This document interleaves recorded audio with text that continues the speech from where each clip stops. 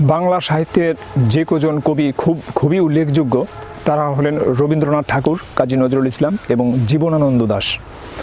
আমরা জীবনানন্দ দাশের অনেক পদবীর কথা জানি। তিনি নিসর্গের কবি, নীরবতার কবি অথবা রূপসী বাংলার কবি। রূপসী বাংলার কথা যদি আমরা মনের মধ্যে কল্পনা করি তখনই আমাদের জীবনানন্দ দাশের কথা প্রথমেই চলে আসে।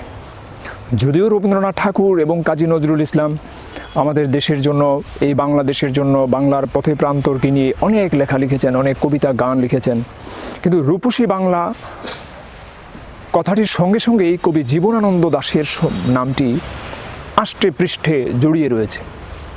আমরা এখন এসেছি কুমিল্লা কুটবাড়িতে, সামাজিক বন বিভাগে। কুটবাড়ির SFNTCর এই যে ক্যাম্পাস, অসম্ভব সুন্দর। আমরা এই ক্যাম্পাসে ঢোকার সঙ্গে সঙ্গেই সামনে আমরা দেখেছি পাখির অসম্ভব সুন্দর এবং নান্দনিক চমৎকার শৈলীর একটি ভাস্কর্য। ঠিক আমরা এখন যেখানে দাঁড়িয়ে রয়েছি এর পেছনে আপনারা দেখতে পাচ্ছেন ময়ূর খচিত আরেকটি ভাস্কর্য। এরকম অসম্ভব সুন্দর শৈলী এবং নিসর্গ এবং ছায়াদার মায়াদার অনেক বৃক্ষ দিয়ে আচ্ছাদিত এই কুমিল্লার সামাজিক বন বিভাগ কুটবাড়িতে অবস্থিত। এখানে যত দুরন্ত, যত রুক্ষ মানুষই আসুক, এই জায়গায় এলে তার প্রাণ, তার মন অবশ্যই প্রাণবন্ত হবে।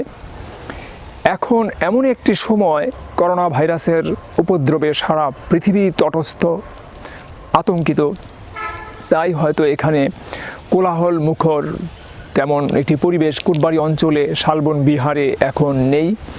এই সময়টা আসলে পর্যটনের, ভ্রমণের। তো কুমিল্লা সামাজিক বন বিভাগের এই যে ক্যাম্পাস কুটবাড়িতে এখন আমরা যেখানে দাঁড়িয়ে কথা বলছি, আমরা পাতার মর্মর শব্দ শুনছি। এখানে অনেক শুকনো পাতা ঝরে আছে, এখানে হাঁটলে মর্মর শব্দ হচ্ছে। অন্যদিকে পাতা কুড়ানোর শব্দ পাচ্ছি। প্রতিদিন এই সামাজিক বন বিভাগের SFNTCর এই ক্যাম্পাসটি পাতা কুড়ানো হয়, আবার পাতা ঝরে, আবার শুকনো পাতার শব্দে মর্মরিত হয়। হয়তো মানুষ নয়, হয়তো বা শঙ্খচিল শালিখের বেশে, হয়তো ভোরের কাক হয়ে এই নবান্নের দেশে জীবনানন্দ দাশের কবিতার চরণ আপনার অবশ্যই মনে পড়বে কুমিল্লা সামাজিক বন বিভাগের কোটবাড়ির এই ক্যাম্পাসে এলে।